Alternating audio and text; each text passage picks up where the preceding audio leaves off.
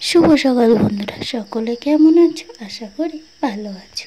তো দেখো, সকাল সকাল আমি এই যে জামা কাপড়গুলো ভাঁজ করতে লেগে গেলাম। আজকে বিছনা তোলা থেকেই শুরু করলাম। তো বাজে এখন ঘড়িতে 9টা। তো এখন থেকেই আমার ব্লগটা শুরু করছি। তো দেখো, কালকে যে শাড়িগুলো ধুয়েছিলাম সেগুলো না ভাঁজ করা হয়নি। ওই যে বিকালে দোকানে চলে গেছিলাম, তো কী করব, তো এখনই শাড়িগুলো ভাঁজ করে নিচ্ছি। বিছনা কাঁথাগুলো পরিষ্কার করে নিয়েছি, সেই সাথে শাড়িগুলোকেও ভাঁজ করে নিচ্ছি। আর ওই বিকালে কিছু ধুয়ে দিয়েছিলাম, সেগুলো তো সকাল হতেই 9টা বেজে গেছে, যেহেতু 9টার আগেই রোদ্দুরে দিয়েছিলাম, শুকিয়ে গিয়েছে, সেগুলোকে তুলে নিয়েছি। তো দেখো, এখন সেগুলোকে নিয়ে সব ভাঁজ করে নিচ্ছি। ভাঁজ করে তারপরেও আবার শীতের কিছু কিছু জিনিস আছে, এই যে জল ছিল না, যার জন্য তো ওই একটা দুটো করে করে কেচে দিচ্ছি। কিছু করার নেই, ওই পুকুরের দিয়ে একটা দুটো করে করে কেচে নিচ্ছি।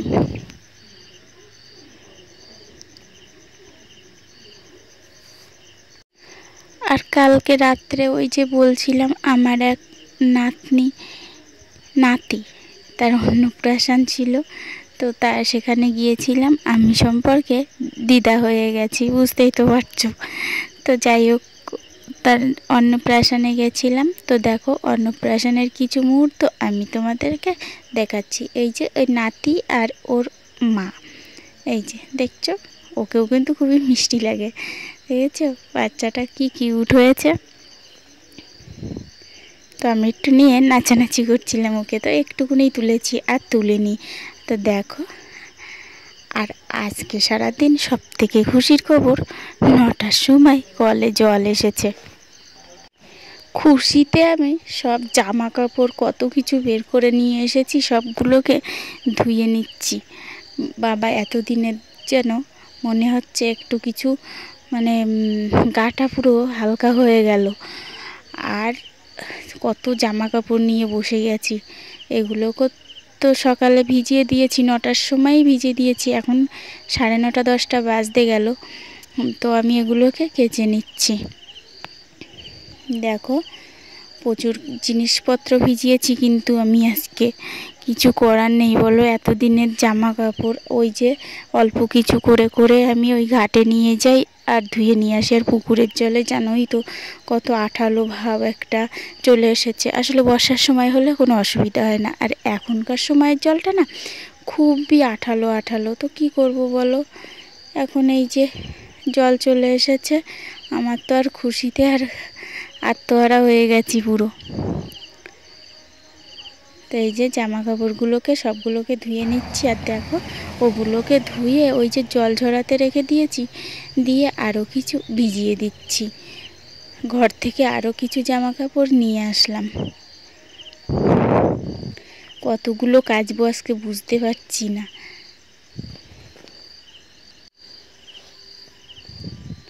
তো দেখো, এগুলোকে আমি এখন ভিজিয়ে দেব, দিয়ে ওই বাদবাকি যেগুলো ছিল ওগুলোকে আমি মেলে নেব। এই যে এগুলোকে একটু 10 মিনিটের মতো ভিজিয়ে রাখবো। আর জামা কাপড় একটু ভিজিয়ে রাখলে ময়লাটা একটু তাড়াতাড়ি ছেড়ে যায়। তো দেখো, 10 মিনিট পরে আমি সব জামা কাপড়গুলোকেও কেচে নিয়েছি, সেই সাথে আর মাত্র 3টে শাড়ি ছিল। তো দেখো, 3টে শাড়িই আমি এখন কেচে নিচ্ছি। আর আগে সব জামা কাপড়গুলো কাচা হয়ে গেছে। তো এখন দেখো, এই যে সব মেলতে চলে আসলাম। তো দেখো, আমি কতটা জামা কাপড় কেচেছি, কত সময় ধরে মেলতে হচ্ছে। দেখো, আজকে সারাদিন আমার কাচতে কাচতে চলে গেছে। আর জল এসেছে বলে তো পুরো একেবারে আনন্দে আরই পাচ্ছি না। মানে 10 দিন ধরে, 10 দিন কম হয়ে যাচ্ছে, মনে হচ্ছে 10-15 দিনের বেশি হয়ে যাচ্ছে জল নেই। আর জল না থাকলে তো মাথায় কাজ করে না। আর এত দিন ধরে কল থেকে জল বয়ে বয়ে নিয়ে আসা, আর পুকুরের জলে সব কিছু তোমাদেরকে তো হালকা হালকা করে আমি দেখাই, আর সব সময় তো সব কিছু দেখানো যায় না। তো যতটুকুনি পারি আমি ততটুকুনি দেখাই। তো দেখো, আর কিছু বলার নেই, বুঝতেই পারছো, জল এসে গেছে মানে আমার আর সব কাজ এখন জলেরই হবে সকাল থেকে। আজকে সারাদিন জলের কাজ করতে করতেই হাতের জল হয়তো শুকাবে না।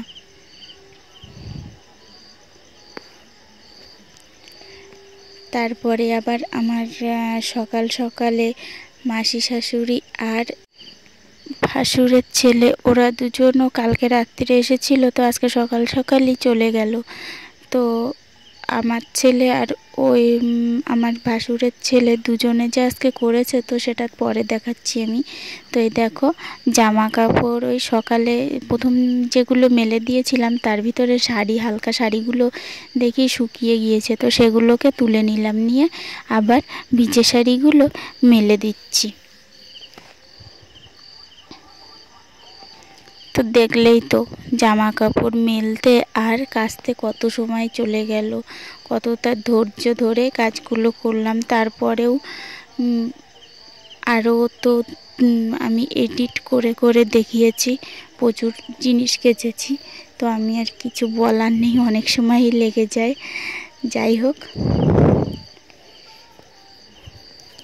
কাচাগুলো হয়ে গেল, আর অল্প কিছু শীতের কাপড় আছে, ওগুলোকে আমি কালকে দিয়ে দেব, আর রাখবো না। আবার যদি জলে সমস্যা হয় বলা যায় না, এখনও কতটুকু ঠিক হয়েছে জানি না। জল একেবারে যে ফোর্সে আসছে তা না, একটু হালকা মিডিয়ামভাবে আসছে, কিন্তু অনেক সময়ই ছিল জলটা। তো দেখো আমার জামা কাপড়গুলো কিন্তু সব প্রায় মেলা হয়ে এসেছে, আর প্রচুর একটা কষ্ট হচ্ছে, মানে জলের ছিল না তো, মানে যা পেরেছি সব ধুয়ে দিয়েছি। দেখো কতগুলো কেচেছি।